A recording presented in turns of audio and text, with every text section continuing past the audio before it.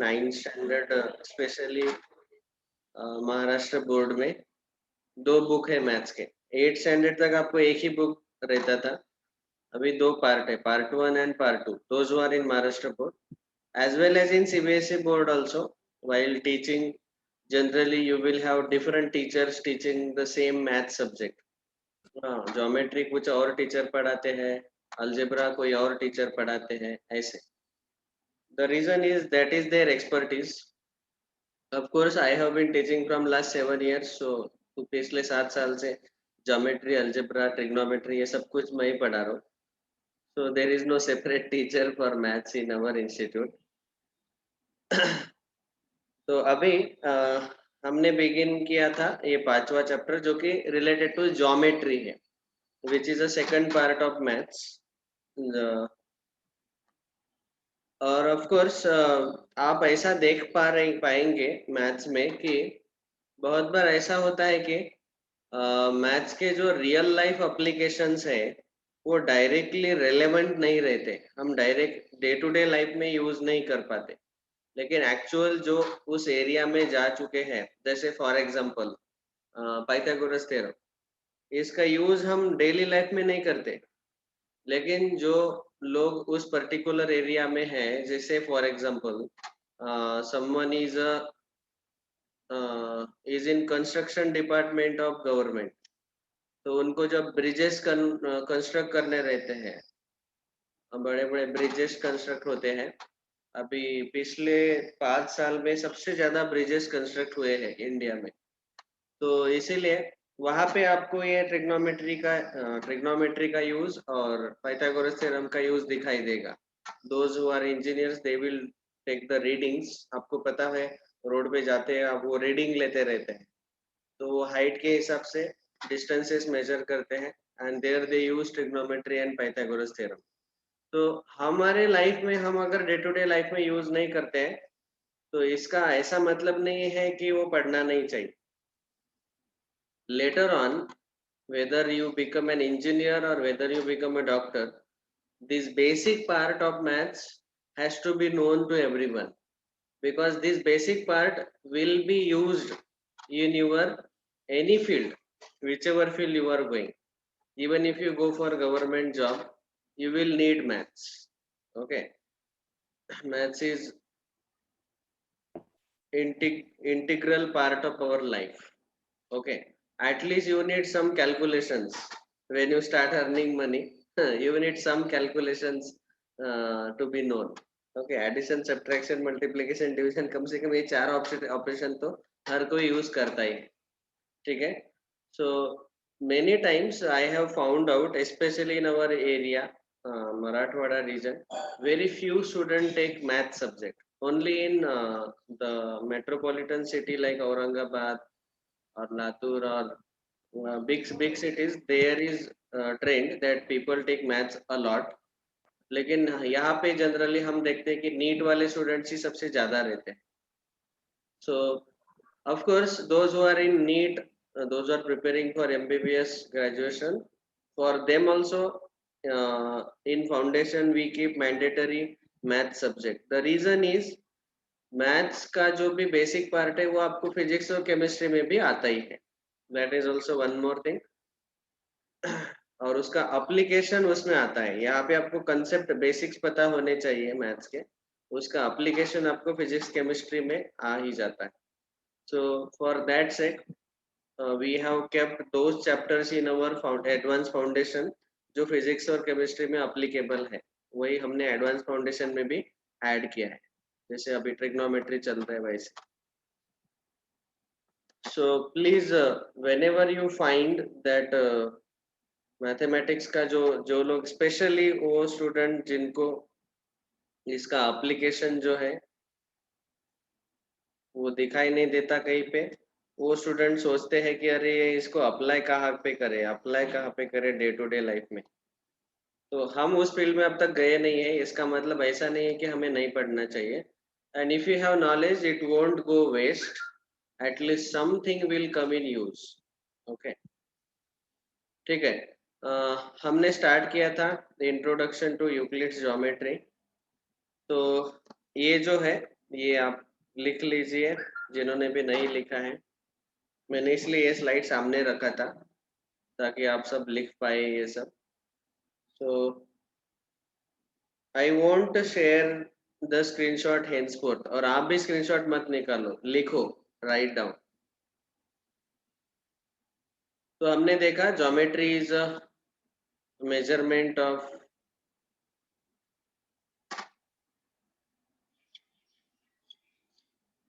ठीक है। और वो जो करेक्शन है ना, वो क्वेश्चन नंबर मुझे बोल दो बेटा, मैं आपके मार्क्स बढ़ा दूंगा। Not in the class now, at 8 o'clock।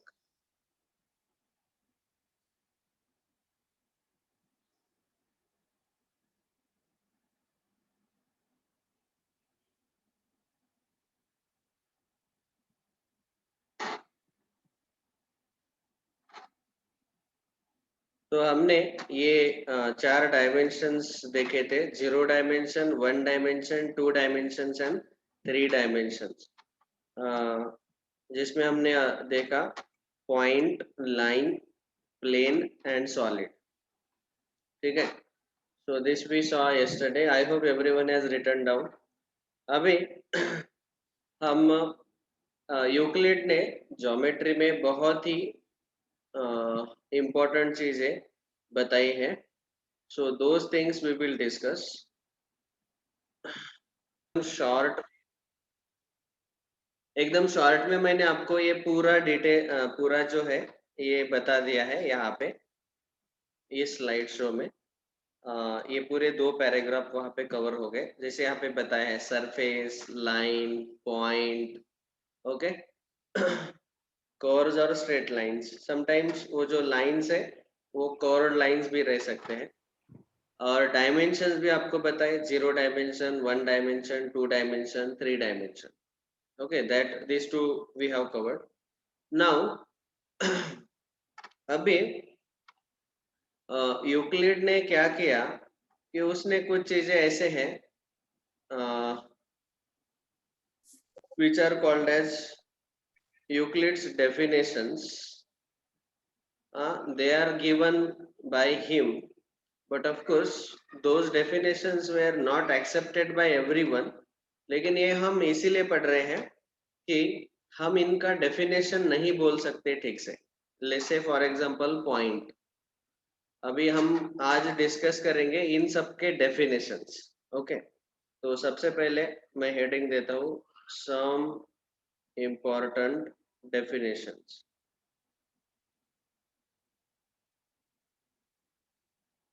पहला है हमारा point. Now whenever we say about point, what Euclid said is point is that which has no part.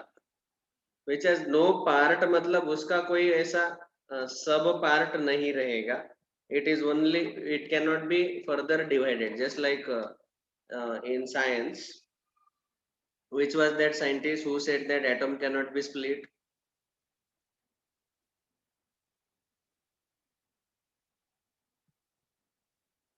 अरे केमिस्ट्री में पढ़ा है, who क्या said सर No, मेरे sir, it can split, but others said no, and again he researched on it, see and it was just first of all I think who was that who said that atom cannot be split? John Dalton. I think. Dalton said atom cannot be split, but later Rutherford proved that atom can be split. Similarly, point is that entity which has no further part. उसको हम divide नहीं कर सकते, ऐसा हम बोल सकते हैं. So it is the smallest identity in the maths, point. Of course, we know that in the point there are infinite number of atoms, etc. But we can say that the point का definition लिखते वक्त हम ऐसा लिख सकते हैं कि the fine dot drawn by sharp pencil on a paper, that is the definition of point. Of course this is not the exact definition, हम point को define नहीं कर सकते, क्योंकि कोई बोलेगा कि पॉइंट मतलब ये छोटा वाला डॉट, कोई बोलेगा नहीं रे ये दिखाई नहीं दे रहा है, ये बड़ा वाला डॉट ही पॉइंट है, कोई बोलेगा कि ये पॉइंट है। ओके, सो पॉइंट को हम डिफाइन नहीं कर सकते, but we should know what is meaning of it at least. Next, इसमें हम आपको पता होना चाहिए कि we represent the point, point is represented by capital letters like point P, point Q, point R, etc. तो जैसे यहाँ पे मैं डायग्राम ड्रा करता हूँ, this is a point and it is represented by capital letter point P. If I show this is point Q like this, okay. And we can remember one thing, that is point has no dimension, means it has no length, breadth, height.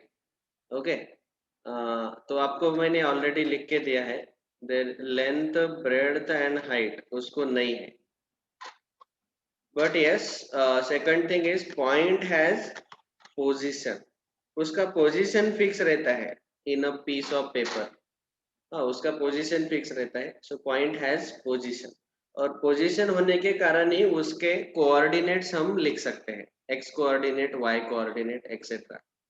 Okay, अभी जब हम one dimension लेते हैं तो one dimension में हम number line के ऊपर ये पॉइंट्स दिखाते हैं, से 0, 1, 2, 3, all these integers, -1, -2, they are shown by points. Say this is point O, this is point A, point B, point C. तो अभी वन डायमेंशन में जब भी आपको पॉइंट का कोऑर्डिनेट पूछा जाता है, coordinate of A, point A का कोऑर्डिनेट कितना रहेगा, 1। तो एक ही कोऑर्डिनेट रहता है अगर वो वन डायमेंशन में दिया है तो। So if I ask you same thing, coordinate of point O that is 0, coordinate of point C it is 3।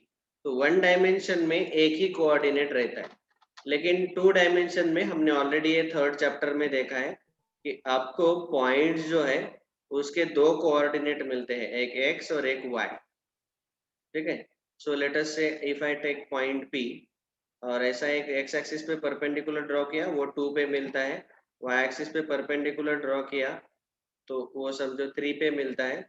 तो हम यहाँ पे लिखेंगे coordinate of point P is equal to in bracket 2, 3, पहला एक्स कोऑर्डिनेट, दूसरा वाई कोऑर्डिनेट। तो plane में अगर पॉइंट हम 2D में दिखा रहे हैं तो उसके दो कोऑर्डिनेट रहते हैं। ये क्यों बताया मैंने, क्योंकि ये सेकंड पॉइंट जो है उसका पोजीशन फिक्स रहता है। वन डायमेंशन में वो नंबर लाइन पे उसका पोजीशन फिक्स रहेगा, और वो पोजीशन रिप्रेजेंट करने के लिए हम उसके साथ उसको कोऑर्डिनेट देते हैं। हाँ, वन डायमेंशन में एक ही कोऑर्डिनेट और टू डायमेंशन में दो कोऑर्डिनेट। ये पॉइंट फिक्स करने से क्या होता है कि आपको कभी भी जब डिस्टेंस मेजर करना रहता है तो वो आसान हो जाता है। ओके, किसी भी दो चीज के बीच में डिस्टेंस अगर मेजर करना है, समझो ये पॉइंट पी है, यहाँ पे पॉइंट क्यू मैंने थर्ड क्वाड्रेंट में लिया, समझो ये first quadrant, second, third and fourth. अभी मैंने फोर्थ क्वाड्रेंट में पॉइंट क्यू लिया, समझो यहाँ पे है ये -3 और यहाँ पे है -2। तो पॉइंट क्यू का कोऑर्डिनेट क्या आएगा, कौन बोलेगा? Sir, can I? Yes, Right. -3, -3 and -2. -3, -2, very good. अभी मुझे पूछा कि ये दोनों पॉइंट के बीच में डिस्टेंस कितना है वो फाइंड आउट करो। तो क्या होगा, हम इजीली, हमें कोऑर्डिनेट पता है, आगे जाके हम डिस्टेंस फॉर्मूला पढ़ने ही वाले हैं, तो डिटेल में तब मैं बताऊंगा कैसे डिस्टेंस करना है। लेकिन डिस्टेंस कब फाइंड आउट करेंगे, जब पॉइंट का पोजीशन फिक्स रहेगा। तो ये पी और क्यू का पोजीशन अभी फिक्स है, तो इसीलिए ये सेकंड पॉइंट मैंने एक्सप्लेन करने के लिए बताया, वन डायमेंशन, टू डायमेंशन। वैसे ही अगर 3 डायमेंशंस में पॉइंट रिप्रेजेंट किया है तो आपको टोटल 3 एक्सिस दिए रहते हैं, X axis, Y axis, Yes, Z sir. Axis, and in that case whenever we want to represent the point, तो समझो कोऑर्डिनेट एक पॉइंट लेते हैं हम, से पॉइंट कैपिटल ए, तो इस पॉइंट के 3 कोऑर्डिनेट्स आएंगे, मतलब इस पॉइंट से हमने तीनों एक्सेस के ऊपर ऐसे परपेंडिकुलर्स ड्रॉ किए, तो एक्स एक्सिस के ऊपर जो मैंने परपेंडिकुलर ड्रॉ किया, वाई एक्सिस के ऊपर परपेंडिकुलर ड्रॉ किया, और जेड एक्सिस के ऊपर मैंने परपेंडिकुलर ड्रॉ किया, तो ऐसे समझो यहाँ पे मैं ले रहा हूँ पॉइंट ए, उसका पोजीशन, तो फिर उसके टोटल 3 कोऑर्डिनेट्स आते हैं। एक्स कोऑर्डिनेट से this is point capital A, उसका एक्स कोऑर्डिनेट, तो एक्स एक्सिस से उसका परपेंडिकुलर डिस्टेंस कितना है, तो ये हॉरिजॉन्टल डिस्टेंस जो भी है ये आएगा उसका एक्स कोऑर्डिनेट, समझो ये 5 यूनिट्स है। Okay, like that I will write down 5 2 3. So whenever we write down the coordinates of a point in 3D, तो उसके 3 कोऑर्डिनेट आते हैं, वो तीनों कौन से रहते हैं, x y z। Okay, x means length, y means breadth, and z means height, length breadth height। ठीक है, ये लिखना है, राइट डाउन क्विकली, पॉइंट के बारे में लिखना है। First write down definition, it is represented by capital letters, और ये 2 नोट फर्स्ट लिखो।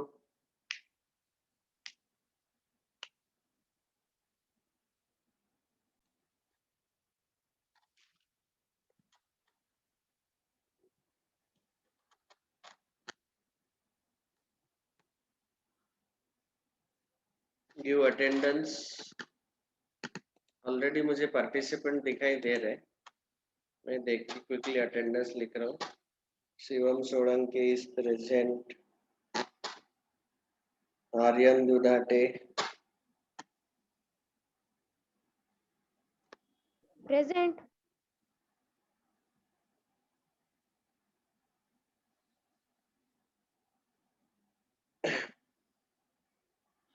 Sneha Londe present. Sneha, Yes, sir. आपका पिछले 1-2 दिन में कोई लेक्चर एक मिस हुआ ना?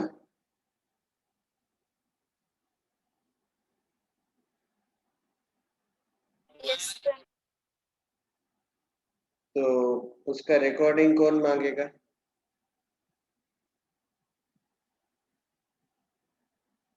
Whenever you miss any lecture, you should ask me recording. Next, Kaushik Dudate.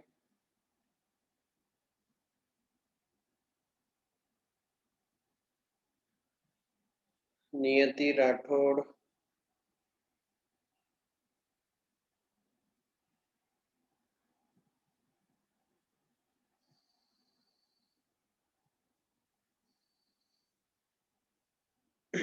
Prathamesh Gore. Rajdeep. Present, sir. Rajdeep Barrett. Present sir. Sir. हाँ, सर मुझे डायग्राम भी ड्रॉ करनी है। यस यस, वो आपको समझ में समझ तभी समझेगा ना।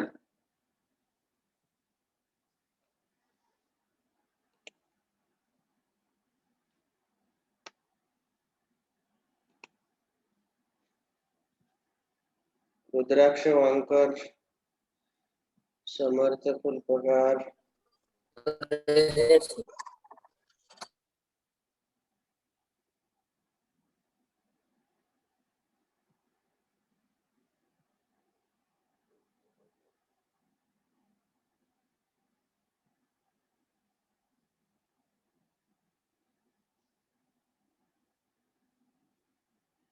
सर। समीक्षा बेड़कर। हाँ बोलो बोलो बेटा।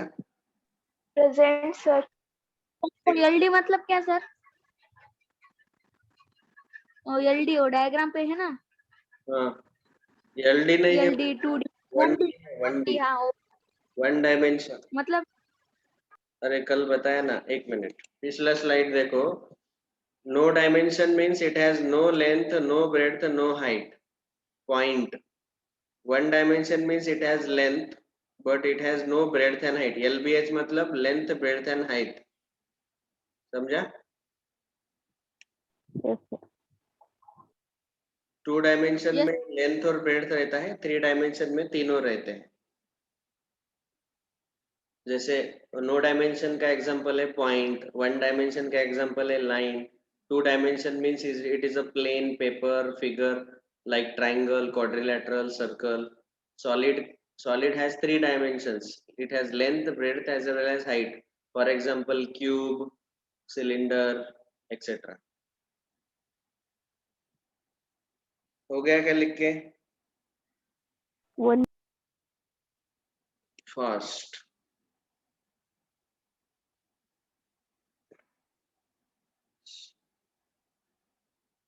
सर वाइस प्रेसिडेंट सिद्धांत टाकळगावकर। ए सिद्धांत, लेट क्यों हुआ रे क्लास को? वैभव भोजे प्रेजेंट। वेदांत भालेराव। वेदांत तो बीच में कहाँ गया था रे? सर क्लास में ही था, मेरा नाम सबसे नीचे आता है इसलिए सर आपको दिखा नहीं होगा। नहीं नहीं,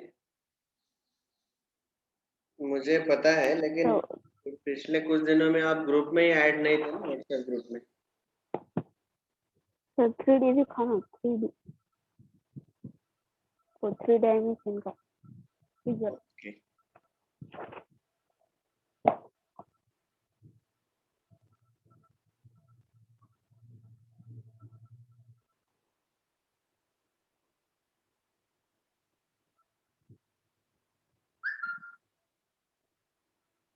okay.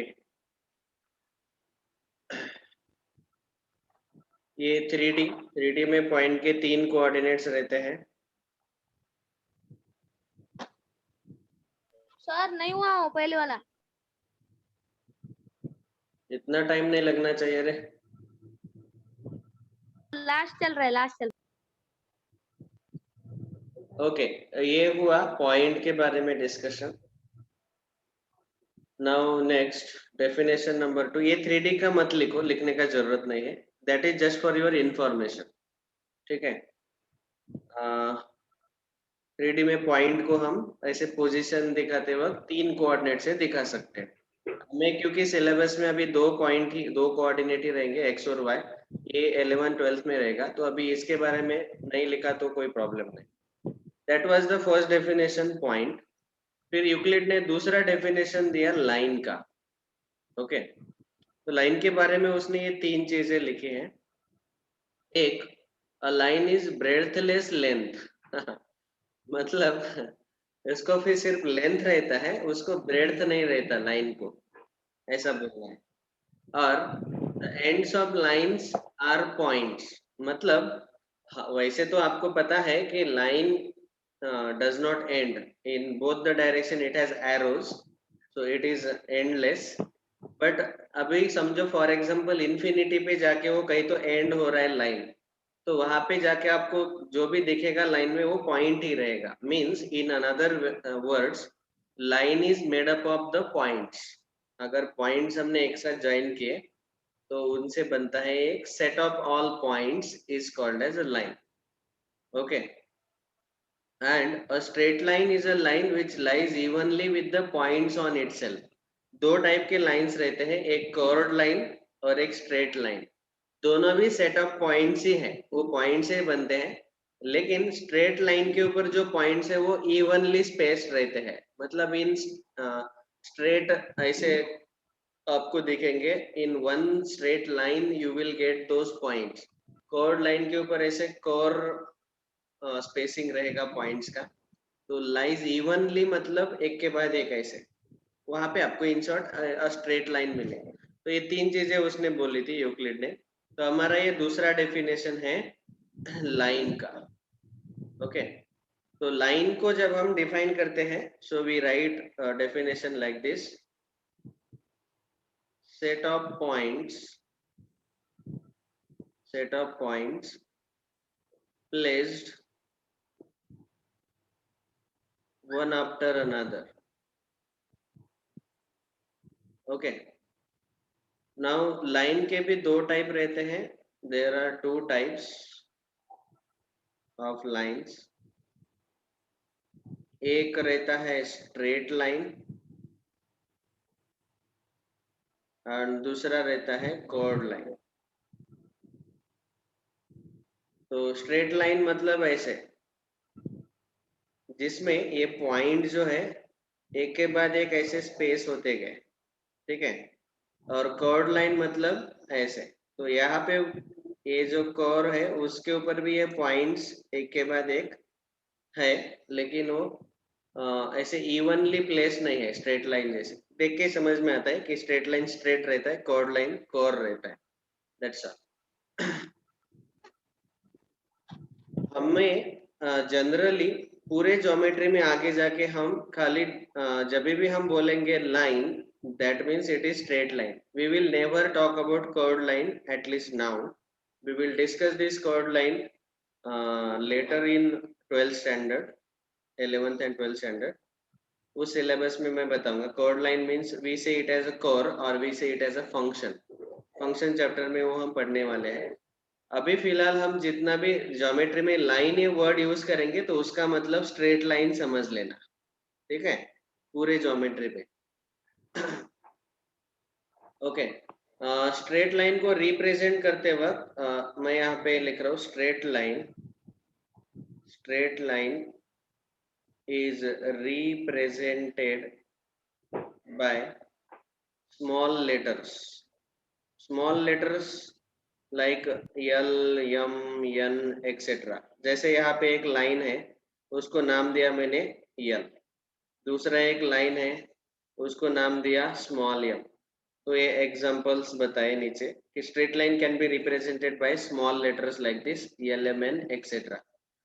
Next, sometimes we also represent a straight line using 2 points on it. समझो ये भी है, सो इसको हम बोलेंगे लाइन ए बी, ठीक है. और इसको ऐसा भी लिख सकते हैं आप, ए बी के ऊपर ऐसे दो एरो का बार लिख रहे दिखा हमने, तो this is line A B. Okay, so this is another way to represent a line. और दो पॉइंट ही क्यों लिए? क्योंकि हमें पता है कि from 2 points only one line can pass. Okay, from 2 points only one line can pass. Therefore we can say that yes, a line can be represented using taking any 2 points on it. उन दोनों point को नाम देना जरूरी है, compulsory है, ठीक है.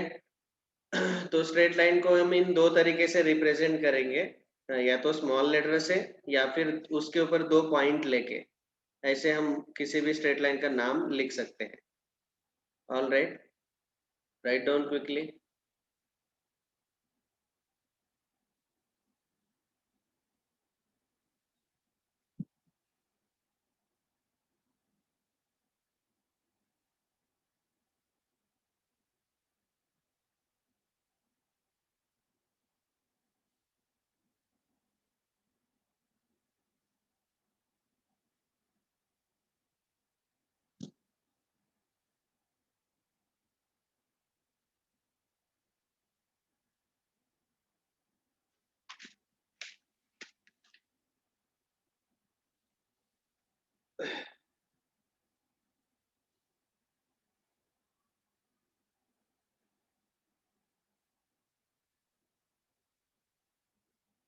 अनिकेत वाघमारे नहीं है ना, आज एब्सेंट है.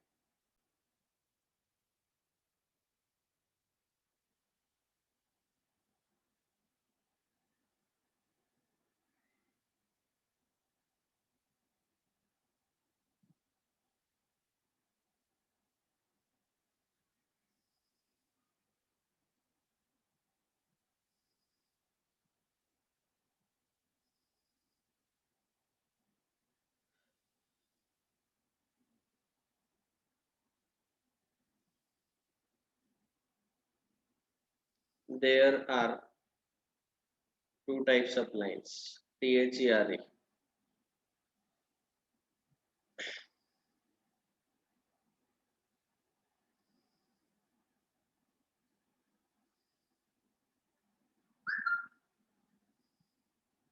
नेक्स्ट हो गया? No, sir. No, sir. 2 minutes. अरे इतना टाइम मत करो, थोड़ा फास्ट लिखो.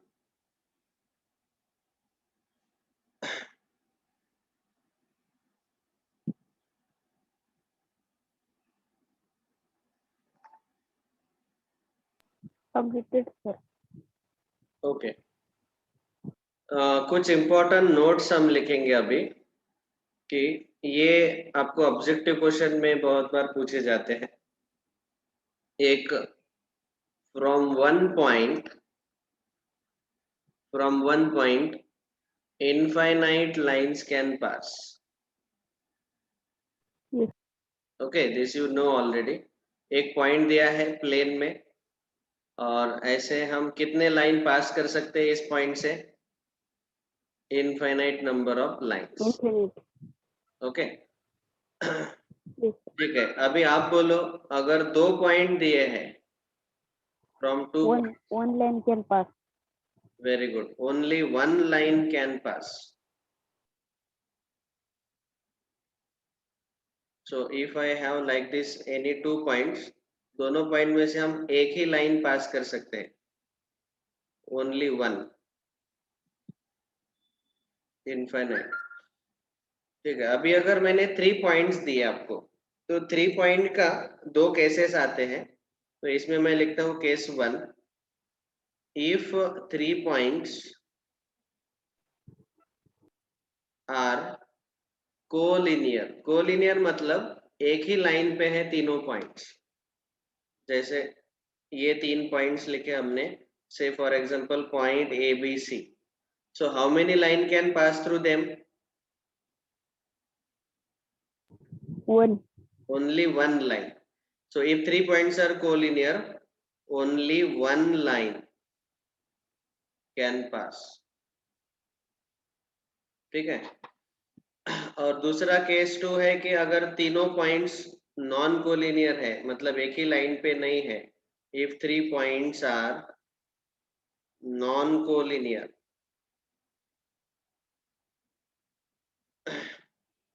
then 3 lines, then how many lines can pass through them? Can anybody tell?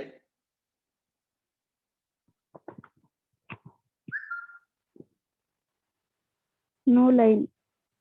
0 lines can pass. 0 lines can. और we can say no lines. 0 बोलो या no line बोलो.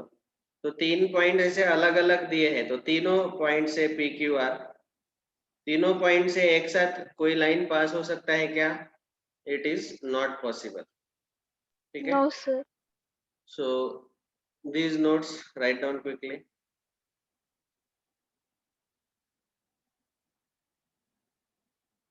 अभी कल इसका हम एक शॉर्टकट भी पढ़ेंगे कि समझो मैंने आपको ऐसे 4 पॉइंट्स दिए हैं, तो इनमें से टोटल कितने लाइन पास होते हैं? बोलो, पिछले साल जो फाउंडेशन में थे.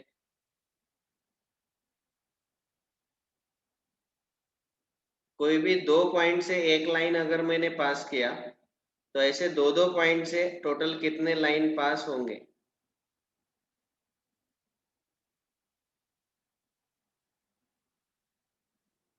So this we will discuss. इसका एक शॉर्टकट फॉर्मूला हम कल देखेंगे. Okay, this we will discuss in the next class.